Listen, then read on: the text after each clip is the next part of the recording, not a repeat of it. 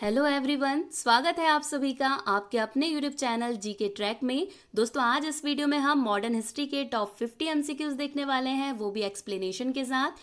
ये video most important होने वाला है आपके अपकमिंग एग्जाम्स के लिए, तो प्लीज़ वीडियो का एंड तक ज़रूर देखिए। वीडियो पसंद आए तो लाइक एंड शेयर ज़रूर कीजिए। अगर आपने अभी तक चैनल को सब्सक्राइब नहीं किया है तो प्लीज़ चैनल को सब्सक्राइब करके बेल आइकन ज़रूर प्रेस कीजिए। चलिए स्टार्ट करते हैं। फर्स्ट क्वेश्चन देखिए, बक्सर का युद्ध किस वर्ष लड़ा गया था? तो यहाँ पर करेक्ट आंसर हो जाएगा सी 1764, यानी कि 1764 में बक्सर का युद्ध लड़ा गया था। देखिए, बक्सर की लड़ाई 1764 में, आपको डेट भी याद रखनी है, 22 मई 1764 को बक्सर की लड़ाई हुई थी। ये लड़ाई भारत के वर्तमान बिहार के बक्सर शहर में हुई थी। देखिए, कई बार क्वेश्चन पूछ लिया जाता है कि बक्सर कहाँ पर स्थित है, तो आपको याद रखना है वर्तमान बिहार में। ठीक है, बिहार में स्थित है बक्सर। ये ब्रिटिश ईस्ट इंडिया कंपनी की सेना, बंगाल के नवाब, अवध के नवाब और मुगल सम्राट की संयुक्त सेना के बीच हुआ एक संघर्ष था। इस संघर्ष में जीत किसकी हुई थी? तो अंग्रेजों की इसमें जीत हुई थी। इतना आपको याद रखना है बक्सर के बारे में, क्योंकि एग्जाम में बार बार पूछा जाता है। सती प्रथा को अवैध घोषित किया गया था, किसके द्वारा? तो करेक्ट आंसर हो जाएगा ए लॉर्ड विलियम बेंटिक के द्वारा सती प्रथा को अवैध घोषित किया गया था। देखिए, सती प्रथा क्या थी? एक ऐसी प्रथा जिसमें जो विधवा औरतें होती थी उन्हें उनकी पति की चिताओं के साथ ही आत्मदाह कर दिया जाता था या जला दिया जाता था। यही प्रथा सती प्रथा होती थी। और इसको ये जो प्रथा थी, तो उस टाइम पे जो तत्कालीन गवर्नर जनरल थे विलियम बेंटिक, उन्होंने 1829 में बंगाल सती विनियमन पेश किया था और ये जो प्रथा थी इस पर प्रतिबंध लगा दिया था और इसे दंडनीय अपराध घोषित कर दिया था। तो मोस्ट इंपॉर्टेंट नाम है विलियम बेंटिक, ये आपको याद रखना है। इन्होंने सती प्रथा का अंत किया था। किसके वायसराय काल के दौरान दिल्ली को भारत की राजधानी नामित किया गया था? मोस्ट इंपॉर्टेंट क्वेश्चन ये भी। करेक्ट आंसर हो जाएगा बी लॉर्ड होर्डिंग। ठीक है, लॉर्ड होर्डिंग का नाम आपको यहाँ पर याद रखना है।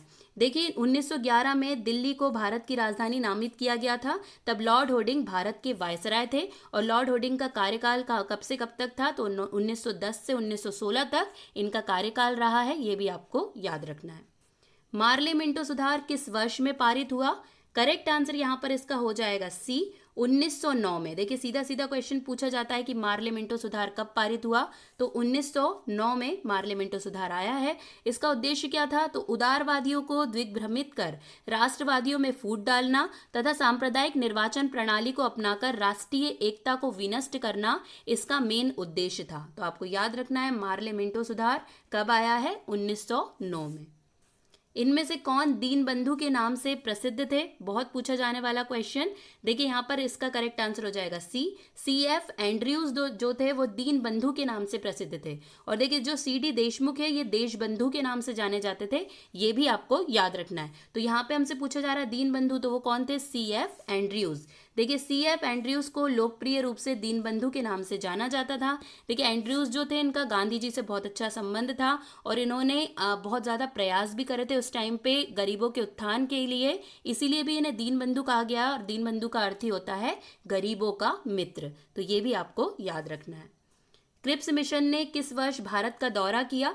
करेक्ट आंसर यहाँ पर हो जाएगा बी 1942 में क्रिप्स मिशन भारत आया था। ये क्वेश्चन बहुत ज़्यादा पूछा जाता है। देखिए, क्रिप्स मिशन कब आया? 1942 में। इसका नेतृत्व किसके द्वारा किया गया? तो सर स्टेफोर्ड क्रिप्स के द्वारा, उन्हीं के नाम पे इसे क्रिप्स मिशन कहा जाता है। तो इसका अगर नेतृत्व पूछा जाए तो ये नाम आपको बहुत अच्छे से याद रखना है। इसका उद्देश्य क्या था? तो देखिए, अधिक स्वशासन और युद्ध के बाद पूर्ण स्वतंत्रता के वादे के बदले युद्ध के प्रयासों के लिए भारतीय समर्थन को सुरक्षित करना क्रिप्स मिशन का उद्देश्य रहा है। तो ये आपको याद रखना है क्योंकि एग्जाम में पूछ लिया जाता है।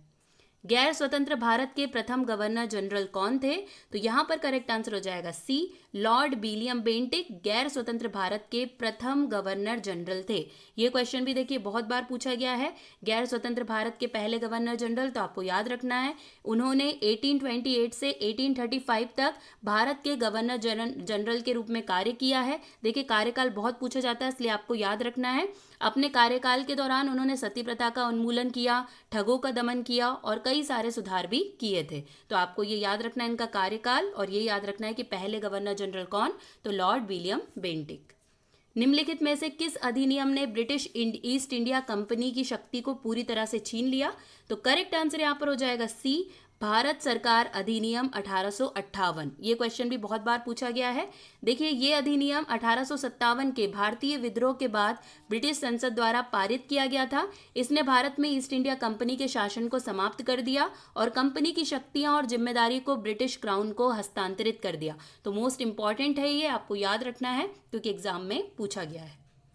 निम्नलिखित में से किसे भारत में स्थानीय स्वशासन के जनक के रूप में जाना जाता है? ये क्वेश्चन बहुत रिपीटेड है, आपको याद रखना है। सही आंसर हो जाएगा सी, लॉर्ड रिपन को स्थानीय स्वशासन के जनक के रूप में जाना जाता है।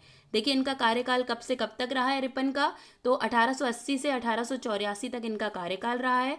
उन्होंने 1882 में स्थानीय स्वशासन अधिनियम पारित किया था, जिसने ग्रामीण तथा शहरी क्षेत्रों में निर्वाचित स्थानीय निकायों की स्थापना की थी। इस अधिनियम ने भारत में स्थानीय स्व सरकारी संस्थानों के विकास की नींव रखी और जमीनी स्तर पर लोकतांत्रिक शासन की दिशा में एक महत्वपूर्ण कदम उठाया था। इसलिए मोस्ट इंपॉर्टेंट है, स्थानीय स्वशासन का जनक किसे कहा जाता है? तो आपको याद रखना है, लॉर्ड रिपन को कहा जाता है। और कार्यकाल कब से कब तक है, आपको ये भी याद रखना है। भगवत गीता का पहला अंग्रेजी अनुवाद डैश के द्वारा किया गया था। किसके द्वारा किया गया था? तो सही आंसर यहाँ पर हो जाएगा डी, चार्ल्स विलिकिंस के द्वारा भगवत गीता का पहला अंग्रेजी अनुवाद किया गया था। देखिए, चार्ल्स विलिकिंस भगवत गीता का अंग्रेजी में अनुवाद करने वाले पहले व्यक्ति थे। उन्होंने इसे 1785 में पूरा किया। उनके अनुवाद ने गीता को पश्चिमी दुनिया में परिचित कराने में महत्वपूर्ण भूमिका निभाई थी। तो पहली बार जो इसका अनुवाद हुआ है अंग्रेजी में, तो चार्ल्स विलिकिंस के द्वारा। और कब हुआ है? तो 1785 में। यह आपको बहुत अच्छे से याद रखना है।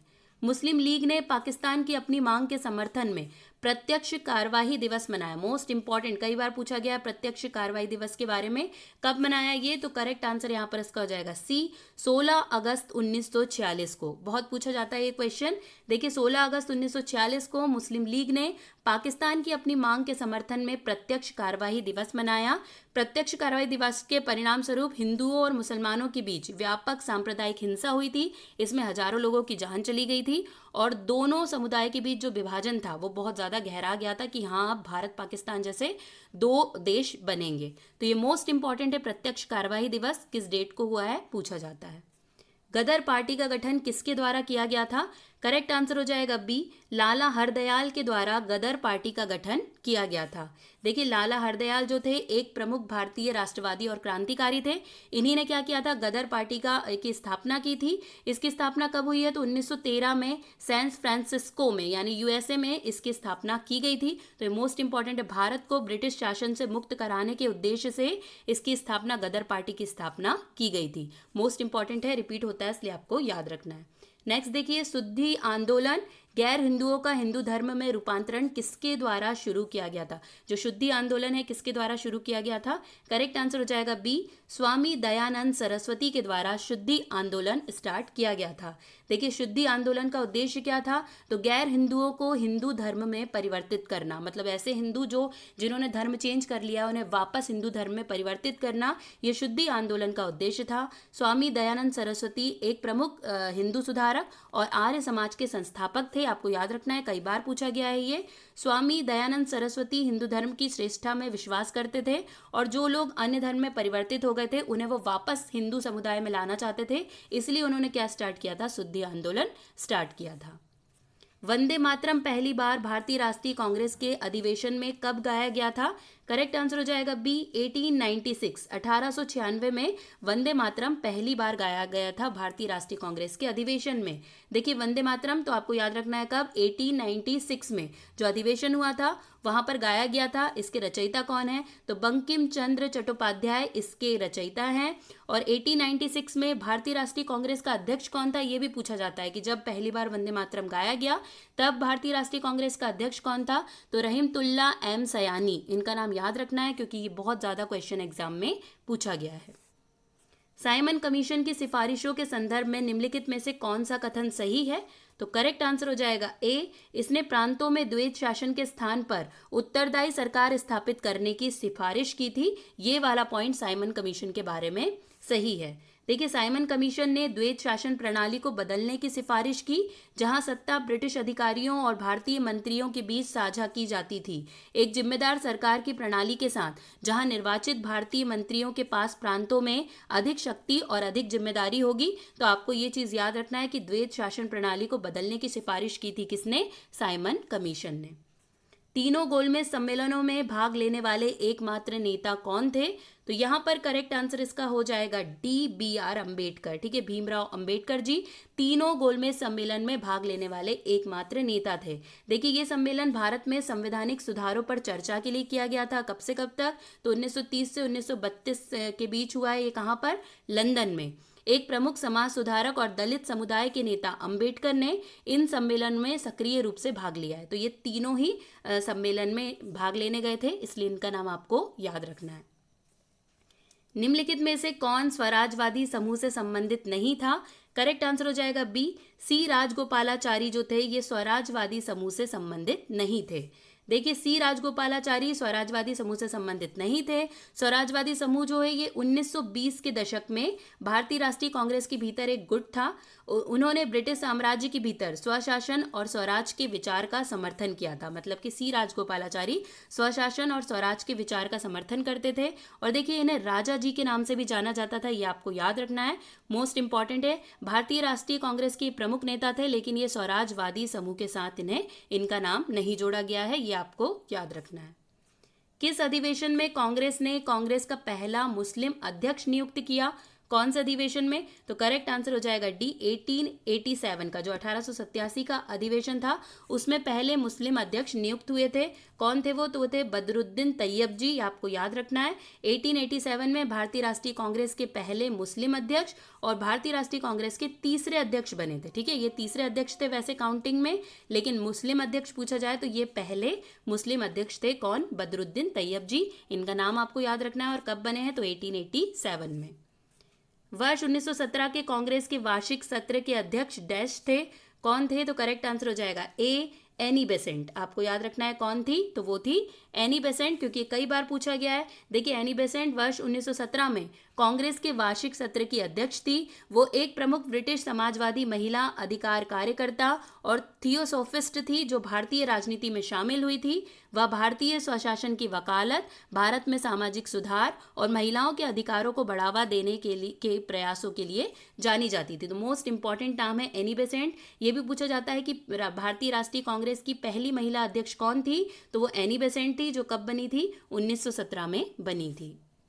The first Indian war of independence 1857 पुस्तक किसके द्वारा लिखी गई थी? मोस्ट इंपॉर्टेंट है।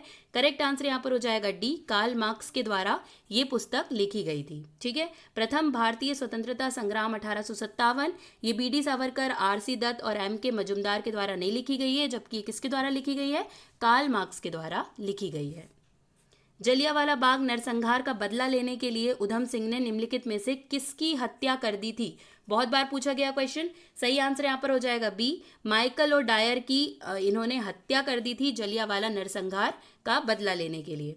देखिए, जलियांवाला बाग हत्याकांड 13 अप्रैल 1919 को घटी एक दुखद घटना थी, जिसमें रेजिनॉल्ड डायर की कमान के तहत ब्रिटिश सैनिकों ने भारत के अमृतसर में एक शांतिपूर्ण सभा पर गोली चलाई थी और कई सारे लोग मारे गए थे। और इसी नरसंहार में जीवित बचे थे उधम सिंह। उन्होंने इस घटना का बदला लेने के लिए 1940 में लंदन में जनरल और डायर की हत्या कर दी थी। तो ये आपको याद रखना है, मोस्ट इंपॉर्टेंट है, क्योंकि ये पूछा गया है। विधवा पुनर्विवाह अधिनियम किसके शासनकाल में बनाया गया था?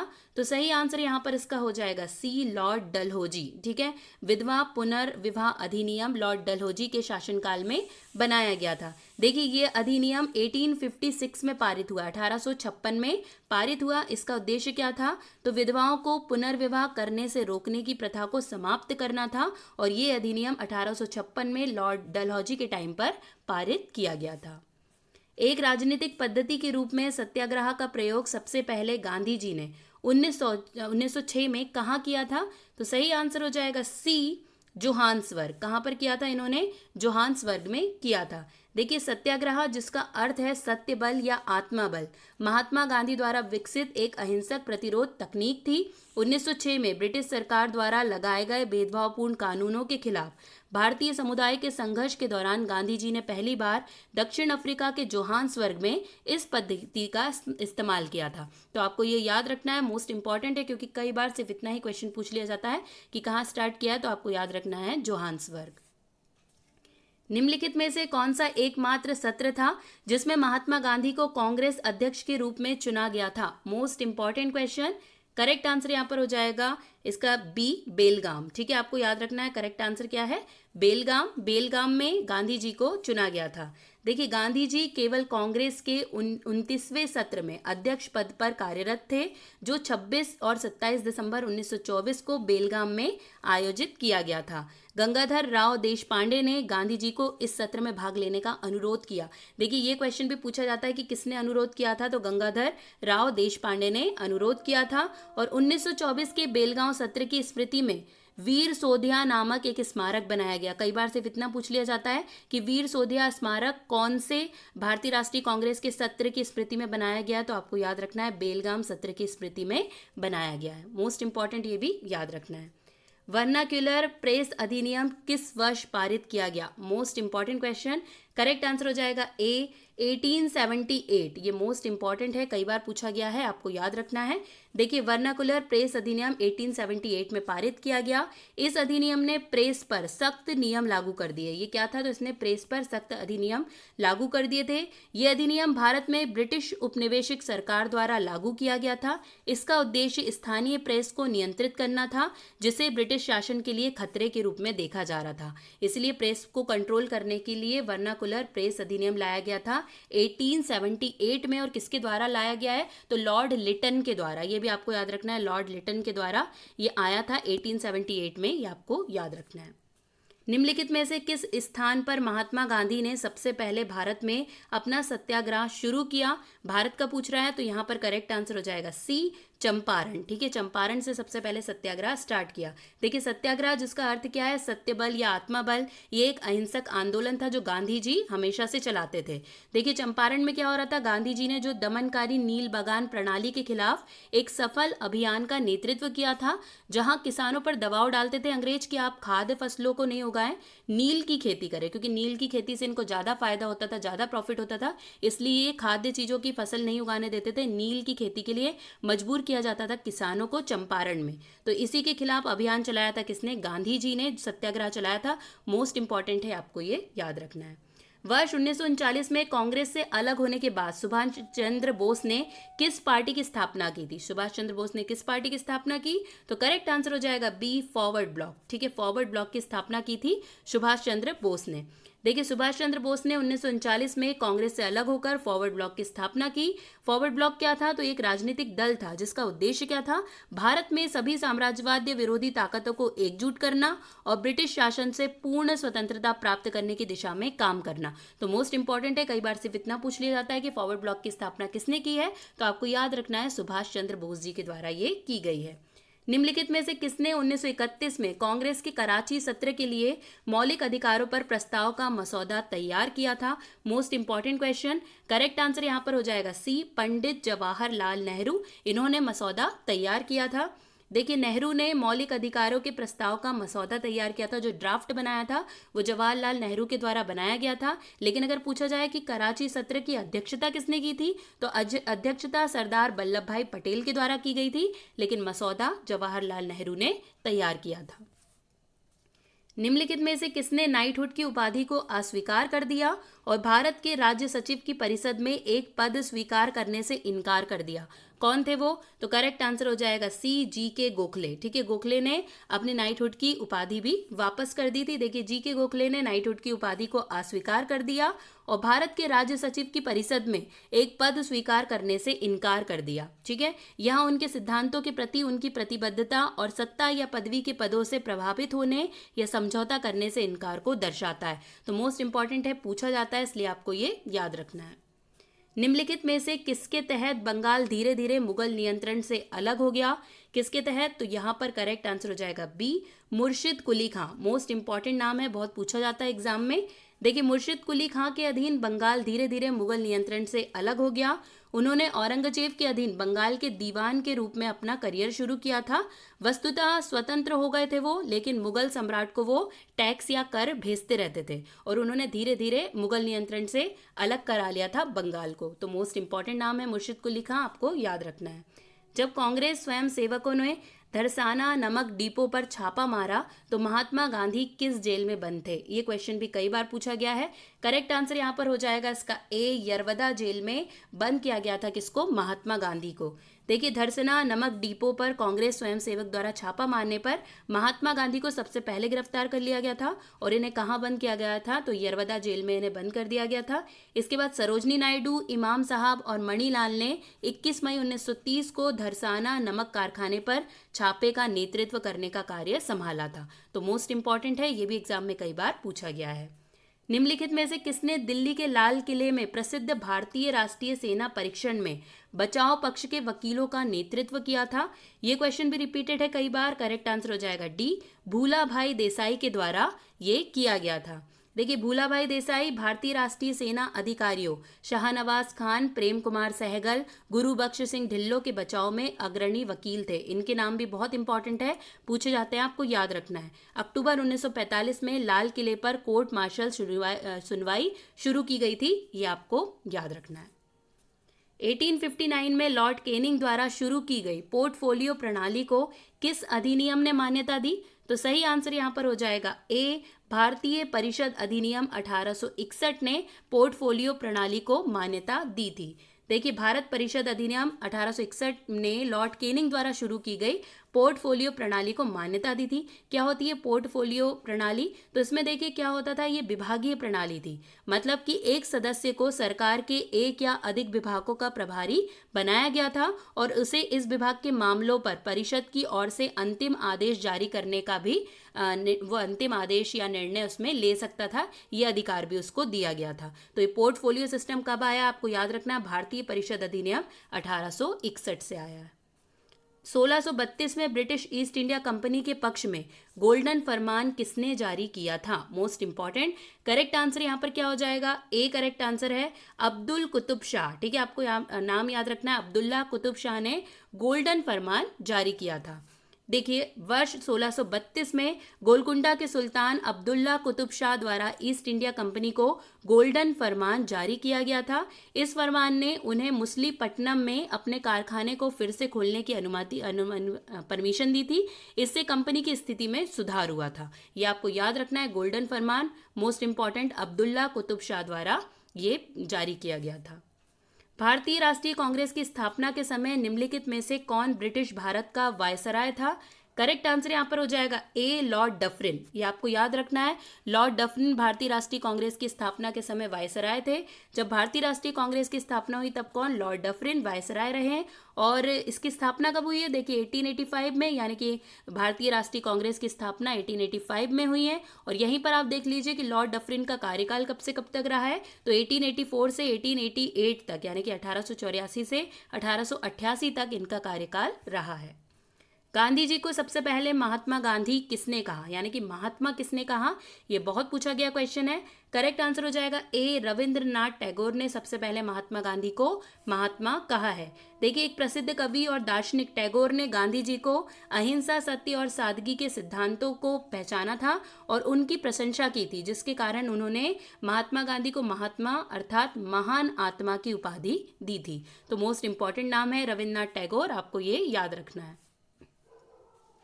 भारत में संवैधानिक सुधारों पर चर्चा के लिए ब्रिटिश सरकार द्वारा कितने गोलमेज सम्मेलन आयोजित किए गए थे? करेक्ट आंसर हो जाएगा ए, 3 गोलमेज सम्मेलन आयोजित किए गए थे। देखिए, भारत में संवैधानिक सुधारों पर चर्चा करने के लिए 3 गोलमेज सम्मेलन हुए हैं। ये 1930 से 1932 के बीच में लंदन में हुए हैं।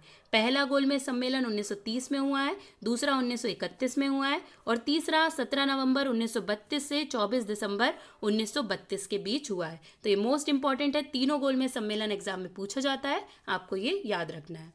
निम्नलिखित में से किसे पंजाब केसरी के नाम से भी जाना जाता है?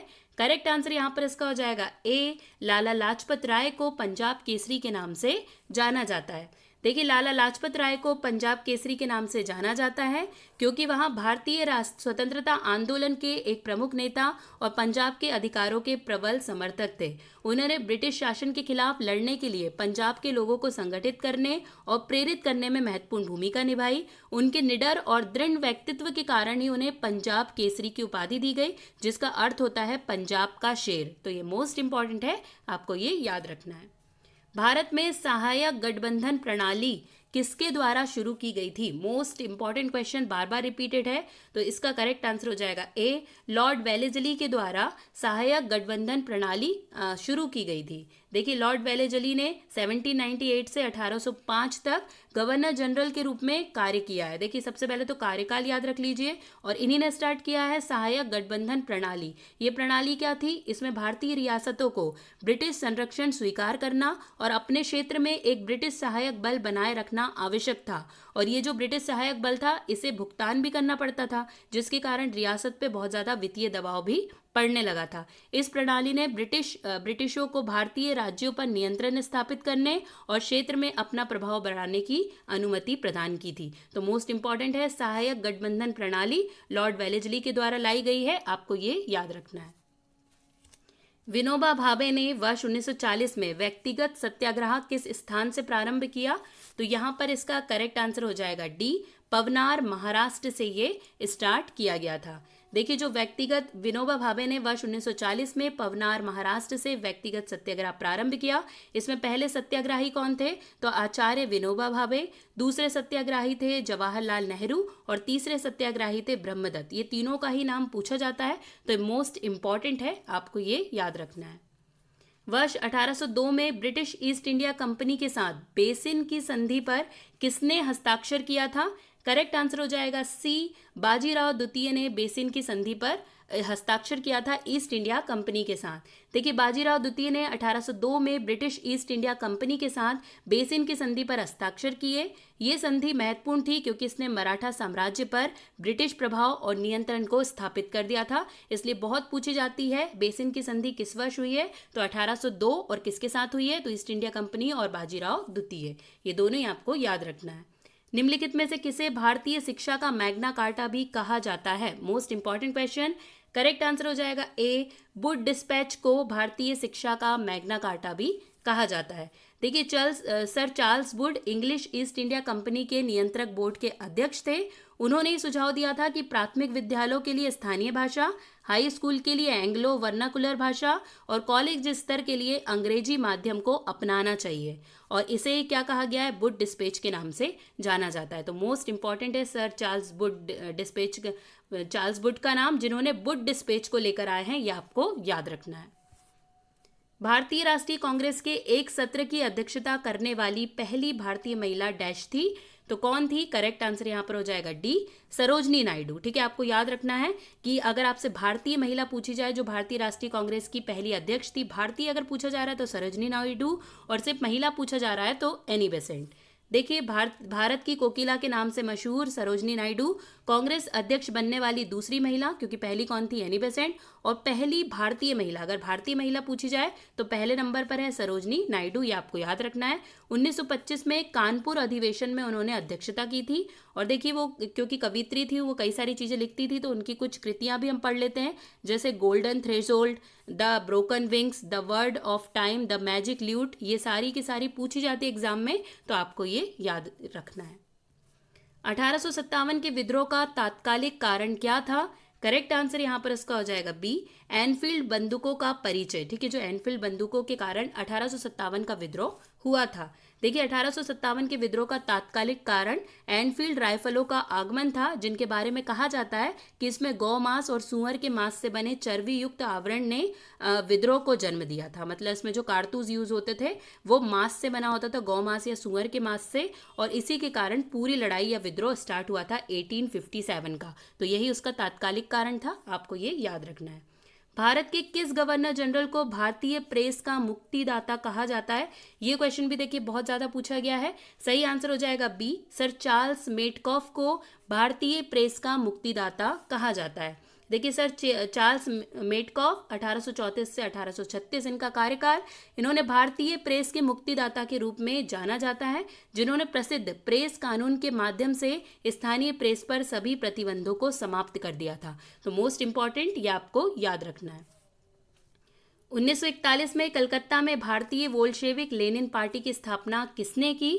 करेक्ट आंसर हो जाएगा ए, अजीत राय और इंद्र सेन के द्वारा ये स्थापना की गई थी। देखिए, भारतीय बोल्शेविक लेनिन पार्टी की स्थापना अजीत राय इंद्र सेन ने 1941 में कलकत्ता में की थी, इतना आपको याद रखना है। फ्री प्रेस जर्नल समाचार पत्र के संस्थापक और संपादक कौन थे? तो करेक्ट आंसर हो जाएगा डी, एस सदानंद। ये फ्री प्रेस जर्नल के संपादक और स्थापक थे। देखिए, फ्री प्रेस जर्नल एक भारतीय अंग्रेजी भाषा का दैनिक समाचार पत्र है, जिसकी स्थापना 1930 में भारतीय स्वतंत्रता आंदोलन के समर्थन के लिए स्वामीनाथन सदानंद द्वारा की गई थी। ये मुंबई से प्रकाशित हुआ था। तो ये भी आपको याद रखना, कहाँ से प्रकाशित होता था?